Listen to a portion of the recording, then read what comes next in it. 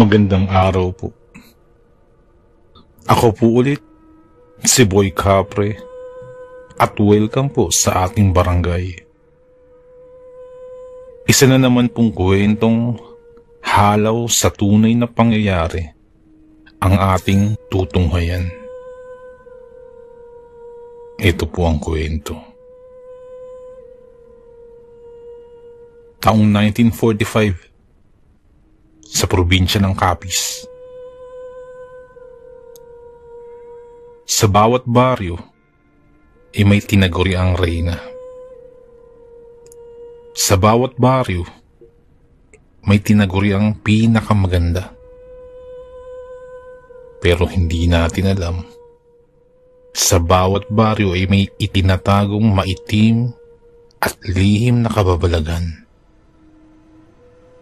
Mga lihim na hindi na natin nanaisin pang matuklasan. Kapag nalaman natin kung ano ang puno at dulo nito. Kilala si Marieta Arnaiz bilang reyna ng Santa Elena. Maganda, mayaman, at matalino. Halos lahat ng katangian ay nasa kanya na. Pati na rin ang pagiging malupit sa mga tao. Kaya naman kinatatakutan siya sa lahat ng mga babae ron. Perfeksyonista, mapanglait, at mapagmataas. Wala siyang ninanais na hindi nakukuha sa isang pitik lang ng daliri. Dahil dun ay ilag sa kanya ang lahat ng mga tao. Yun nga lamang, sa kabila ng mga masasamang ugaling taglay niya, nagagawa niya pa rin magkaroon ng mga tauhan, utusan, at kung sino pa mang katuwang niya upang mapalaki ang kanyang negosyo. Nagbabayad ng malaking halaga si Marieta, lalo na kapag kinakailangan niya ng isang buhay na tao. Maniwala man ang mga tao o hindi, ay matanda na si Marieta. Siya ay 70 taong gulang na. Ngunit kung titingnan, ay napakabata pa niya. Ito ang isang lihim na labis niyang pinakaiingatan. Dahil siya ay isang nilalang na likha sa dilim. Hindi lahat ng aswang ay naging isang nilalang na dulot ng lahi, pamana at paghahawa. May iilang aswang na naging ganoong nilalang dahil sila ay kinulam. Bata pa lamang si Marieta nang makatagpo ng kaaway ang kanyang mga magulang. At bilang kabayaran sa kanilang mga kasalanan, kinulam ang kawawang si Marieta at naging isang uugod-ugod na sa katandaang nilalang sa kabila ng kanyang batang edad. Kaya naman humingi ng tulong ang mga magulang ni Marieta sa isang babaylan upang makahanap ng sapat na gamot upang maibalik ang anyo ni Marieta sa dati. Natulungan sila ng babaylan, ngunit sa nakakahindik na paraan. Isang paslit na halos kasing idaran ni Marieta ang una niyang naging biktima. Sa simula ay kinaibigan niya ito, naging kalaro, at inimbita sa bahay. Pag napagtagumpayan na niyang maikulong sa isa sa mga tagong silid ng kanilang tahanan ang kawawang kalaro, saka iaanunsyo sa mga magulang nito na nawawala ang kanilang mga anak. Kapag naideklara ng sarado ang kaso ng pagkawala ng nasabing bata, saka pupunta ang mga magulang ni Marieta dun sa tagong silid. At sa harapan ni Marieta ay gigilitan ng kanyang mga magulang ang liig ng kanyang kalaro at iipunin sa isang espesyal na balde ang sariwang dugo nito. Ipapaligo niya yun sa buong katawan at hahayaang matuyo. Kapag nakapaligo na siya ng dugo, ay isusunod naman ang pagkain niya ng mga lamang loob kagaya ng puso at atay na magpahanggang ngayon ay masarap pa rin sa kanyang panlasa. Kapag naubos na niya ang lahat ng kailangang kainin at gawin, hahayaan siyang matulog sa loob ng isang buong magdamag. Pagkagising sa umaga, magugulat na lamang ang kanyang mga magulang dahil makikita nila ang isang napakagandang Marieta na nakahiga sa kama at tila prinsesang natutulog. Doon nagsimula ang pagkasanay nila sa pagpatay ng mga inosenteng tao. Habang dumarami ang mga pinapatay ng mag-asawa, ay mas bumabata ang mukha ni Marieta. Kumikinis ang kanyang balat at kumaganda ang hubog ng katawan. Kaya naman nang lumaki ang dalaga, ay siya na mismo ang tumatrabaho para gumanda siya. Nagpapasok siya ng maraming katulong sa bahay nila. Halos lahat ng mga ito ay wala nang ginagawa dahil sa dami nila. Pero hindi ito alintana ng dalaga dahil sa kanyang pansariling mga plano na tanging siya at ang kanyang mga magulang lamang ang nakakaalam. Hanggang sa minsan ay may nagpresentang isang binata sa kanyang pamamahala. Nais niya itong maging hardinero sa kanyang hardin. Nagdalawang isip si Marieta. Gwapo ang lalaki at maganda ang pangangatawan. At aaminin niya ay nagkagusto siya ng husto sa kakisigan nito. Kahit na ang totoo'y puro babae lang ang kanyang mga kasama sa bahay, tinanggap niya ang aplikasyon ng binata. Hindi siya pumayag na mag-uwian ito kada hapon. Ang nais ni Marieta ay manatili ang binata sa kanyang bahay at araw-araw niyang nakikita. Nakilala niya ang binata sa pangalang Felix. Masipag ito at dedikado sa trabaho.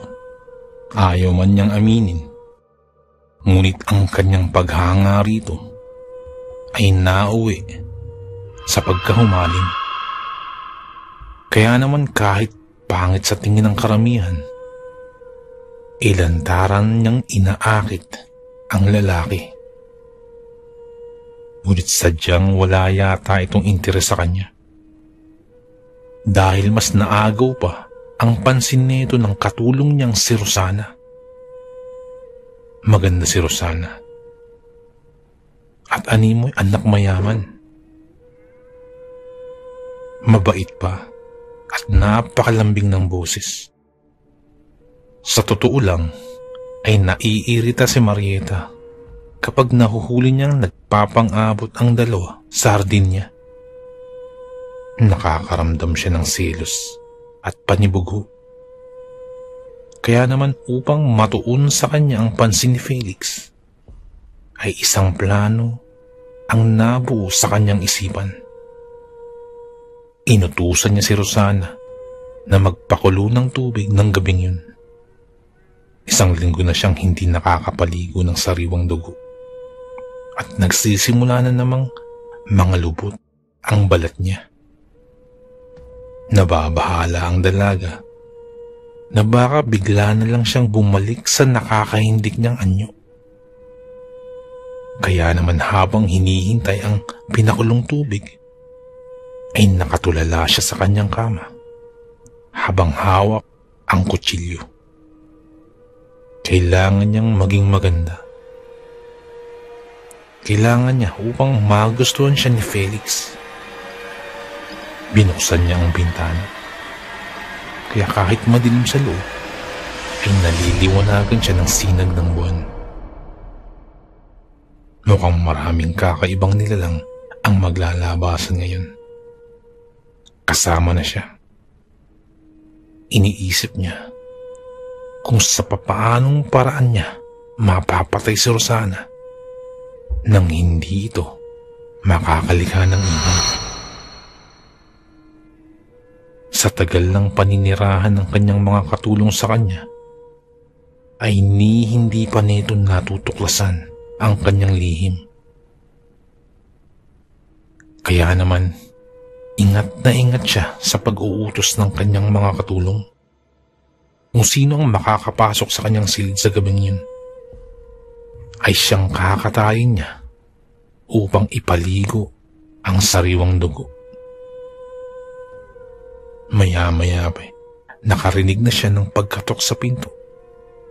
At dahil dun, ay napangisi siya ng husto. Nagsalita ang kumatok. Inanunsyo ni Rosana na nariyan na raw ang tubig na pinakulo niya. Inatasan niya si Rosana na ibuhos ito sa bathtub. Wala sa loob ng banyo ang kanyang bathtub. Nasa labas ito. At sinadyang masinagan ng liwanag kapag kabilugan ng buwan. Magalang na sinunod ni Rosana ang kanyang inuutos. Saka tumayo upang maghintay ng kanyang sasabihin. Tumayo si Marieta at hinubad ang roba. Kaya lumantad kay Rosana ang kanyang maladyosang katawan. Habang papalapit siya sa kanyang paliguan, ay hindi sinasadyang napatuon ng kanyang pansin kay Rosana. Walang kakurap-kurap itong nakatingala sa buwan. At animo'y kinakausap yun. Ipinaling ni Marieta ang kanyang tingin sa pagitan ni Rosana at ng kanyang paliguan. Iniisip niya kung paano niya madadala ron ang babae para katayin. Inilabas na niya ang kutsilyong kanina pa niya inihanda. Kailangan na niyang simulan ang ritual upang bumata siya ulit at wala nang aagaw pa sa intensyon ni Felix. Bago pa man makagalaw si Rosana, ay nasaksak na niya sa liig ang dalaga. Dahilan upang magkikikisa ito. Ngunit sa tagpong yun ay tila may nais sabihin sa kanyang dalaga. Ngunit dahil sabik na siya sa kagandahang naghihintay sa kanya, ay binaliwala na niya yun at inipon na niya ang dugo nito sa balde at saka winakwak ang katawan ng kawawang dalaga. Yun natigilan pa siya nang sa paghubad niya sa saplot ni Rosana ay may nakita siyang makapamilyar na marka sa dibdib ng dalaga. Ang markang ito ay kagaya ng marka sa dibdib ng babaeng nakakaaway ng kanyang mga magulang noon. Ganun pa man, ay hindi niya na ito pinansin at nagpatuloy sa pagkakay sa kawawang babae. Ilang saglit lang ay ipinaligo na niya ang dugo at hinayaang mababad ang kanyang katawan sa mahabang oras. Natutuwa ang dalaga.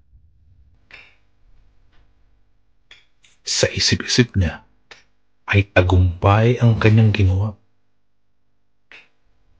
Ngunit nagulat siya nung makalipas ang matagal na pagkababad sa dugo ay humapdi ang kanyang balat.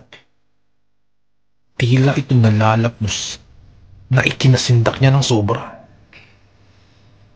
Ang kanyang mukha ay kumulubot sa halip na kuminis at pumuti. Taranta siyang umalis sa kanyang paliguan at pinagmasdan ang sarili sa salamin. Gimbal niyang napagtanto na may kakaiba sa dugo ni Rosana matapos niya itong ipaligo. Pumalahaw siya sa kailaliman ng gabi.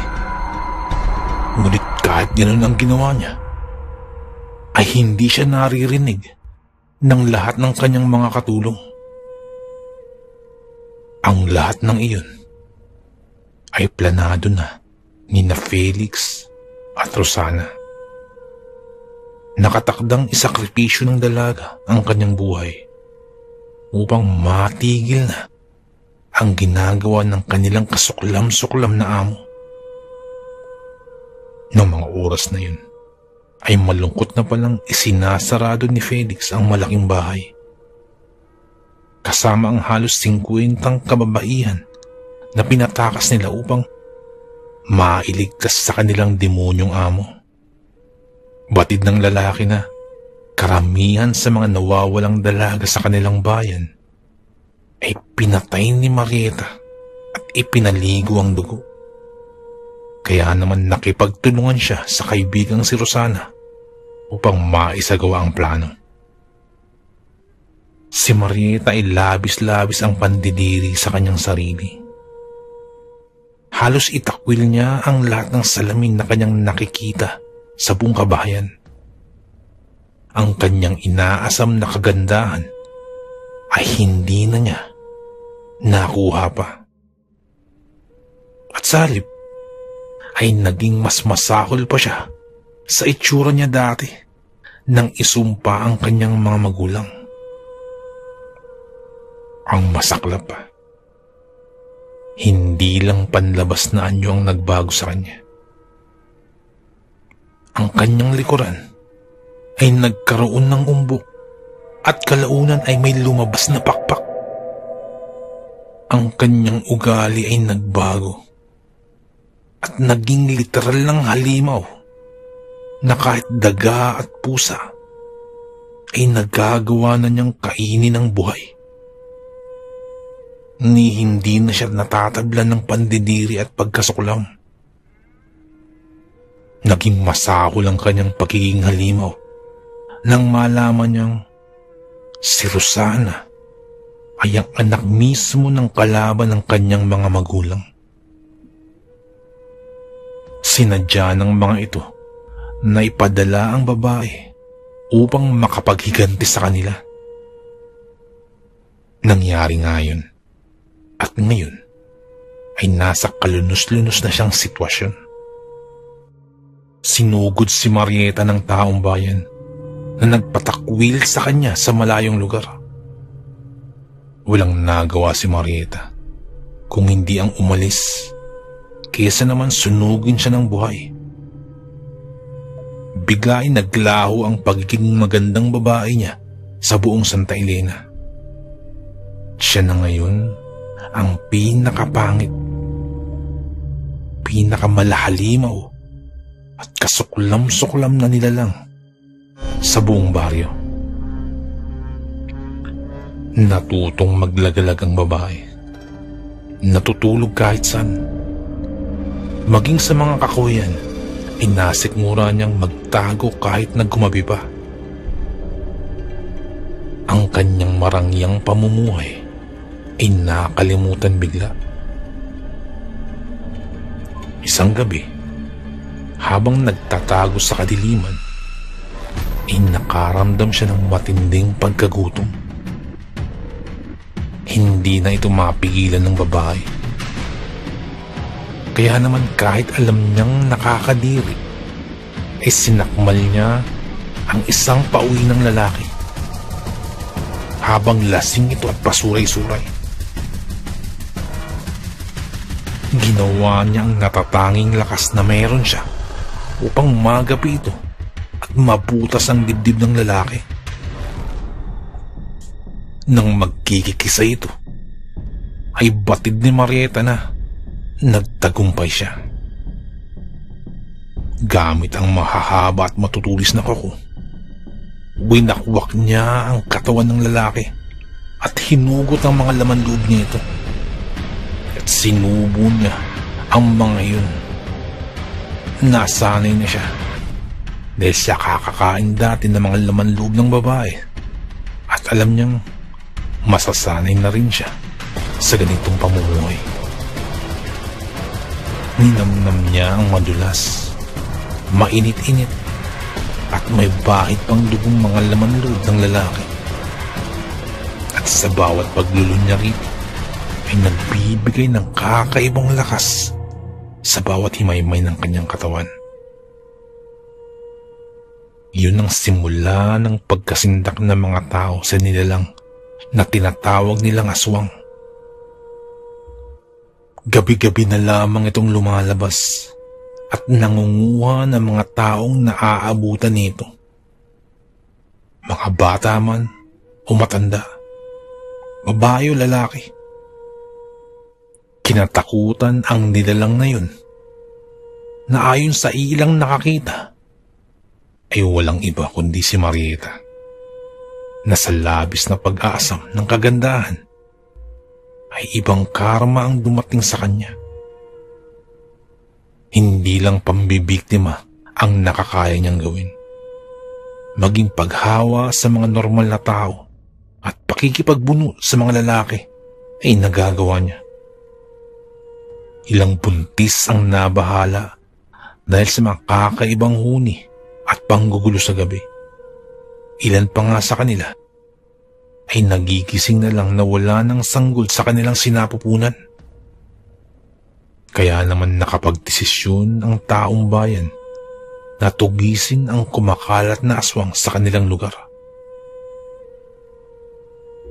Gabi-gabing nagro-ronda ang mga tao at hinahanap si Marieta.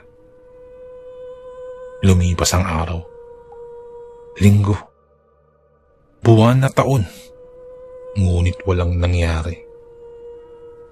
Hanggang sa kasalukuyan ay maugong pa rin ang kanyang kwento na nagbigay ng takot sa mga kabataan. Nagulat na lang ang lahat nang mapagtanto nilang hindi na nag-iisa ang tinutugis nilang aswang. Nadagdagan si Marieta at nagkaroon ng maraming tagapagsunod.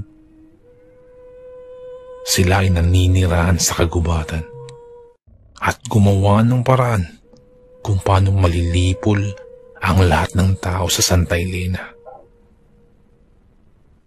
Hanggang ngayon ay hinahanap pa rin nila ang dalaga at ang kampo nito. Lalo na't sa pagtagal ng panahon ay maging ang mga nahihimlay na mga patay ay nahuhukay pa nila at nagagambala dahil sa kanilang kasakiman at pag-asam na magiging higit sa karamihan.